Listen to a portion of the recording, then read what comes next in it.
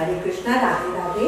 आज इस वीडियो में हम जानेंगे कि होली का पूजन विधि क्या है और कुछ होली से जुड़ी बातों पे चर्चा भी करेंगे। होली त्योहार प्रतीक है बुराई पर अच्छाई की जीत का। ये हिंदुओं का मुख्य त्योहार है। ज्योतिष की दृष्टि में होली के दिन बहुत महत्वपूर्ण होते हैं।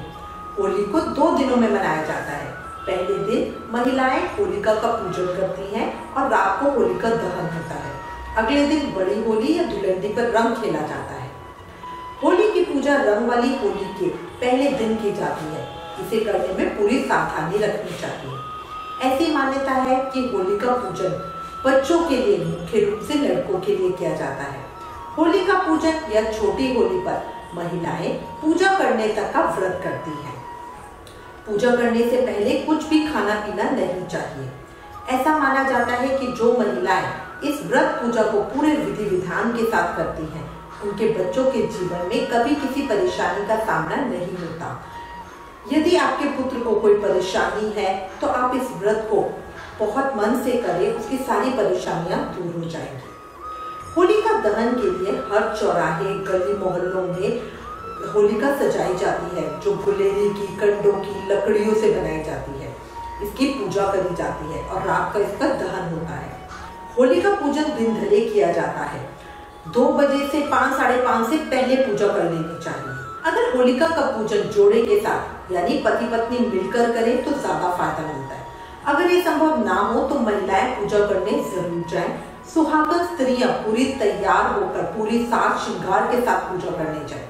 जिन घरों में, जिन परिवारों में पीलिया पहना जाता है, वो पीलिया पहनकर ही पूजा करनी चाहिए। इससे हमारा सौभाग्य बढ़ता है। कोशिश करें पूजा करते समय आपका मुंह पूर्व या उत्तर दिशा की ओर हो।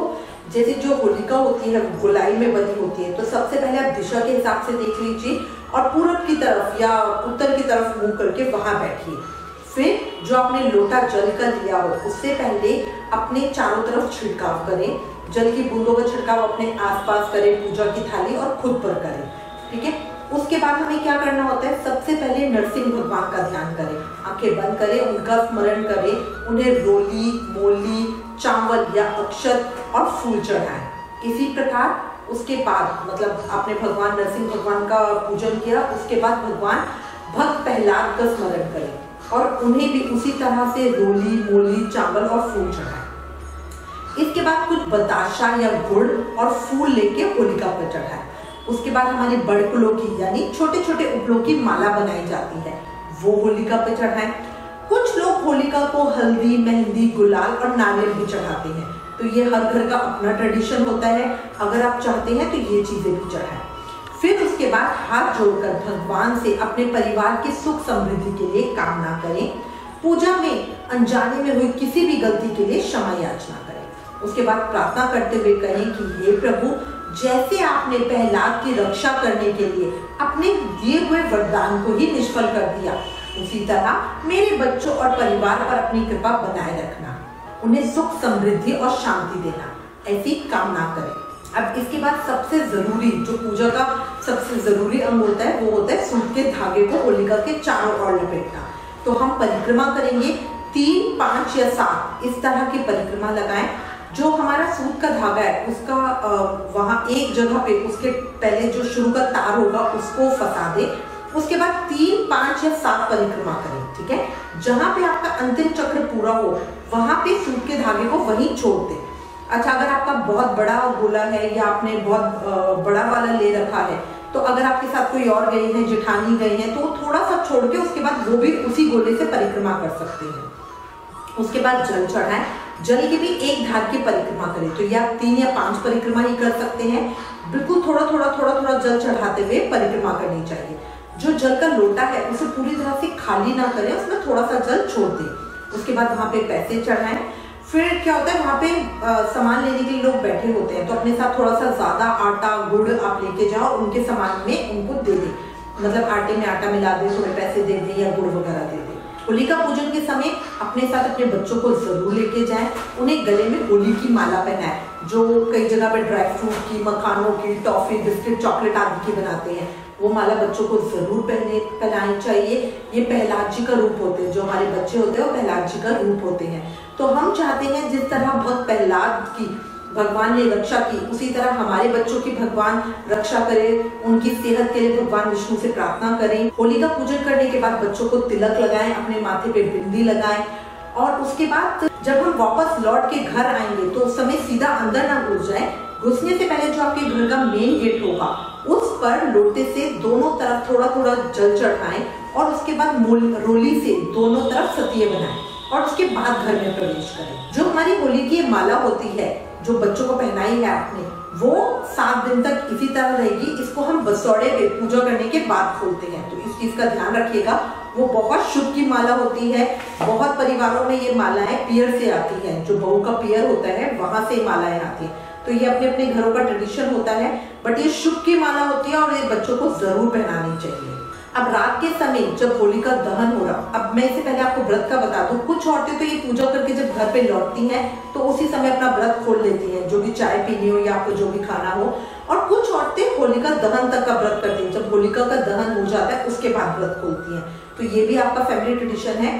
बट एक चीज का ध्यान रखिएगा, चाहे आप व्रत पूजा तक का करें या होलिका दहन तक का करें, इसमें व्रत जरूर होगा। खा पी के पूजा करने ना जाएं, वो बहुत अशुभ होता है, आपको बहुत नेगेटिव फल मिलता है, तो वो बिल्कुल ना करें। कम से कम पूजा करने तक बिल्कुल कुछ खाना पीना नहीं है, चाय नहीं पीनी है। रात के समय जब हम होलिका दहन होता है तब घर के आदमियों को वहां जाना चाहिए, उनका उस समय जाना बहुत जरूरी होता है। देखिए होली पूजा में तो हम क्या कहते हैं कि उस समय ज्यादातर आदमी अपने काम पे होते हैं, तो उनका होली पूजा पे जाना इतना पॉसिबल नहीं हो पाता।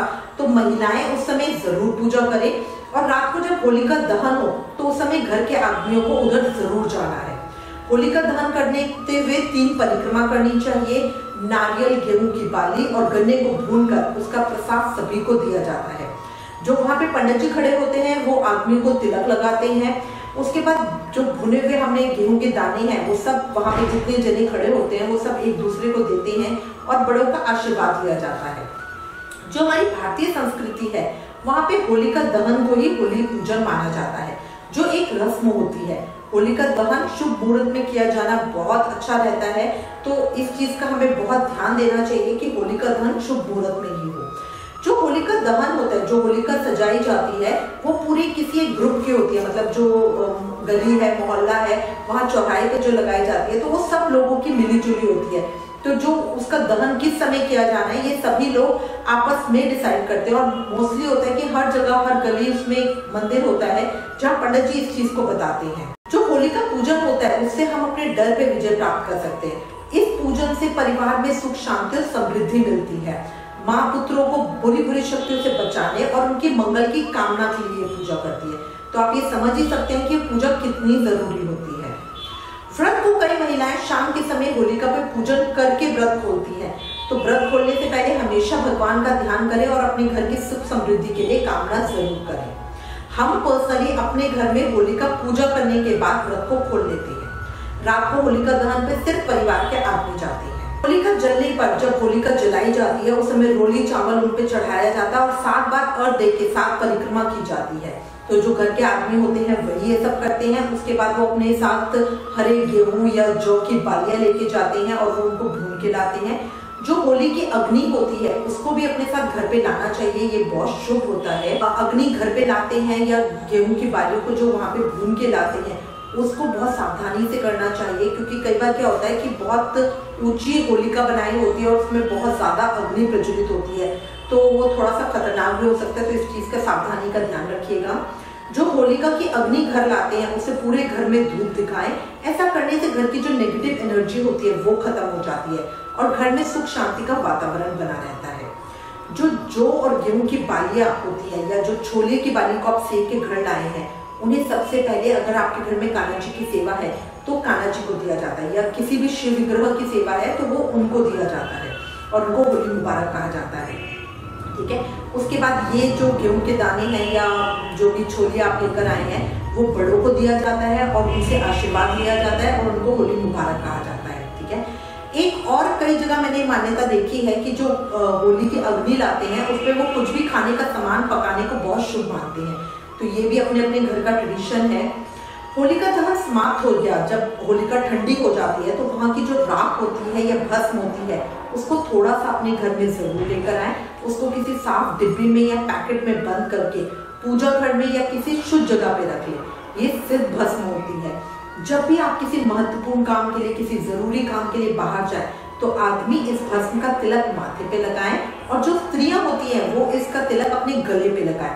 जो माथे पे होता है वहाँ सुहाग की बिंदी होती है, तो इस भस्म का तिलक वो अपने गले पे लगाएं। ये बहुत ही ज्यादा सिद्ध भस्म होती है और इस भस्म के लगाने से जो काम होता है उसके पूरा होने के चांसेस बहुत ज्यादा बढ़ जाते हैं। जैसे आप कोई जॉब पे जा रहे हैं, कोर्ट केस की डेट हो आपकी, किसी लड़की को देखने का प्रोग्राम हो शादी विवाह के लिए, या कोई डील फाइनल करनी हो, बच्चे एग्जाम के लिए जा रहे हो, तो उस समय इसको लगा के जाए, इसका बहुत अच्छा रिजल्ट देखने को मिलता है। ज्योतिष शास्त्र में तो इसको बहुत ही ज्यादा शुभ और सिद्ध माना जाता है, ठीक है। और ये उनका बिल्कुल चैलेंज होता है कि इस जो भस्म है उससे बहुत बहुत अच्छे रिजल्ट देखने को मिलते हैं। होलिका दहन के साथ ही हमारा होलिकाष्टक समाप्त हो जाते हैं। होलिका दहन वाली जो रात होती है उसे महारात्रि कहा जाता है। होलिकाष्टक से होलिका दहन के दिन जो होते हैं वो जले दिन कहलाते हैं। इन दिनों में ईश्वरीय शक्ति और तांत्रिक विद्या दोनों जोरों पे होती है। मतलब पॉजिटिव और नेगेटिव एनर्जी, दोनों तरह की एनर्जी वातावरण पे बहुत ज्यादा हाई लेवल पे होती है। इसलिए इन दिनों में हमें अपना थोड़ा ज्यादा ध्यान रखना चाहिए। जो प्रेग्नेंट लेडीज हो और जो स्मॉल बेबीज हो, मतलब जो न्यू बॉर्न बेबीज होते हैं, उन्हें घर से बाहर रात में कहीं नहीं लेके जाना चाहिए। क्योंकि देखिए ऐसा माना जाता है कि जो प्रेग्नेंट लेडीज है और न्यू बॉर्न बेबीज हैं उनका शरीर कमजोर होता है, तो उस पर जो नेगेटिव एनर्जी होती है वो बहुत ज्यादा जल्दी इफेक्ट कर जाती है। तो मतलब जो प्रेतात्मक शक्ति बोलते हैं वो उनके ऊपर ज्यादा जल्दी इफेक्ट डालती है, ठीक है। तो इसलिए इस समय में उनका ज्यादा ध्यान रखना चाहिए। इन सभी रातों में होलिका दहन वाली रात महारात्रि वो सबसे ज्यादा पावरफुल होती है और उसमें सबसे ज्यादा ध्यान रखना चाहिए। कई फैमिलीज में मैंने देखा है कि वो होली मुबारक करने दूसरी जगह पे जाते हैं, तो बट होलिका दहन वाली रात पे मैं कहूंगी कि आप प्लीज प्रेग्नेंट लेडीज और स्मॉल बेबीज को घर से बाहर ना लेके जाए। अगले दिन बड़ी होली या धुरंडी पर रंग खेला जाता है, तो उसमें भी हमें कुछ चीजों का ध्यान रखना चाहिए। कई लोग क्या कहते हैं कि होली पर नहाते नहीं है, मतलब जो बड़ी होली होती है रंग खेलना है और इसीलिए अभी से नहाकर क्या करेंगे, बट ये गलत है। वो सीधा सो के उठते हैं और उठ के नहाने रंग खेलने के लिए चले जाते हैं या होली खेलने के लिए चले जाते हैं, ये सही नहीं है। नारद पुराण के अनुसार होलिका दहन के जो अगला दिन होता है, रंग वाली होली वाला दिन होता है, उसमें प्रातःकाल उठकर हमेशा अपना जो नित्य कर्म की क्रियाएं होती हैं, नहाना हो गया, वो जरूर करना चाहिए। उसके बाद पितरों और देवताओं को तर्पण पूजन करना चाहिए। साथ ही जो हमारे घर के दोष है उनकी शांति के लिए होलिका की विभूति की वंदना कर उसे अपने शरीर पे लगाना चाहिए। जो होलिका की मैंने आपको भस्म ऊपर बताई है वो ला के उसे अपने शरीर पे लगानी चाहिए। जो हमारे घर का आंगन होता है उसमें गोबर से लीप कर एक चकोर मंडल बनाना चाहिए और उसे रंगीन चावलों से सजाकर पूजा अर्चना करनी चाहिए। ऐसा करने से हमारी आयु में बहुत वृद्धि होती है और हमें आरोग्यता मिलती है, बीमारियों से हमारा बचाव होता है और हमारी इच्छाएं पूरी होती है। फिर जिन लोगों ने शिव विग्रह की सेवा ले रखी हो, मतलब आपके घर में ठाकुर जी या युगल जोड़ी किसी की भी सेवा हो, तो उसके बाद उनकी हमें सेवा पूजा करनी चाहिए। उन्हें नहलाएं, उन्हें दूध नाश्ते का भोग लगाएं, जो भी आपने कोई स्पेशल चीज बना रखी हो होली के लिए उसका भोग लगाएं। फिर सबसे पहले उनके साथ होली खेलें, रंग गुलाल फूल चढ़ाएं। और एक चीज का ध्यान रखें कि जो रंग या गुलाल होता है वो थैली में से ना चढ़ाएं, उसको किसी प्लेट में या किसी बर्तन में रखकर उससे उन्हें चढ़ाएं। जिन्होंने सेवा नहीं ले रखी हो, अगर आपके घर में शिव विग्रह की सेवा नहीं है तो भी आप सबसे पहले अपने भगवान के साथ ही होली खेलेंगे। तो उसके लिए हम क्या करते हैं, अगर घर में आपने कोई छोटा सा पूजा घर बना रखा है, मंदिर बना रखा है, तो वहाँ पे कोई भी तस्वीर है या कोई भी फोटो है या जिसकी भी आप पूजा करते हैं उनको थोड़ा सा रंग चढ़ाएं। वरना घर के पास में कोई मंदिर हो वहाँ पे जाके आप रंग चढ़ाएं। तो सबसे पहले भगवान के साथ ही होली खेलें। फिर उसके बाद घर पे जो हमारे घर के बड़े हैं, आपके सास ससुर है, माता पिता है, उनको उनके पैरों पे रंग लगा के उनसे आशीर्वाद लें, ठीक है। वो इतने बड़े होते हैं कि हम उनके मुंह पे रंग नहीं लगा सकते, तो उनके पैरों पे रंग लगाएं और उनसे आशीर्वाद लें। फिर उसके बाद आपस में होली खेलें, ठीक है। ये एक चीज का ध्यान रखिएगा कि कि होली पूजन सही तरीके से करने से हमारे घर में सुख शांति बनी रहती है, हमें पुण्य मिलता है। संपूर्ण भारतवर्ष में ये जो होली का त्योहार है ये बहुत हर्षोल्लास के साथ मनाया जाता है, लेकिन एक बात, ये ब्रज और मथुरा जैसे क्षेत्रों में तो होली की छठा अनुभवहीन होती है। होली हमारे कान्हा जी का प्रिय त्योहार है। ब्रज जैसी होली हम अपने घर में अपने कान्हा जी के साथ कैसे बनाएं, कान्हा जी को होली क्यों प्रिय है, इस विषय पे हमने कुछ अलग वीडियोस बनाई हैं, उसका लिंक मैंने डिस्क्रिप्शन में दिया हुआ है। और एक लास्ट चीज और बताऊंगी, जो होली होता है वो हिंदू पंचांग के अनुसार साल का अंतिम पर्व होता है। चैत्र नवरात्र नए साल का प्रथम पर्व होता है, ठीक है। तो होली जाते हुए साल की विदाई के साथ होता है, तो इसे बहुत ही हर्षोल्लास के साथ मनाना चाहिए, बहुत खुशियों के साथ बनाएं, बगैर अपनी सुरक्षा के, अपने बच्चों की सुरक्षा का ध्यान रखें, इको फ्रेंडली कलर्स यूज करें, और सबसे ज्यादा जरूरी जानवरों पे, जो कुत्ते होते हैं या उन पे रंग ना डालें। अगर आप किसी को ऐसा करते देख रहे हैं तो प्लीज उन्हें रोकिए भी। तो इसी के साथ मैं उम्मीद करती हूँ इस वीडियो में दी गई जानकारी आपके लिए उपयोगी होगी।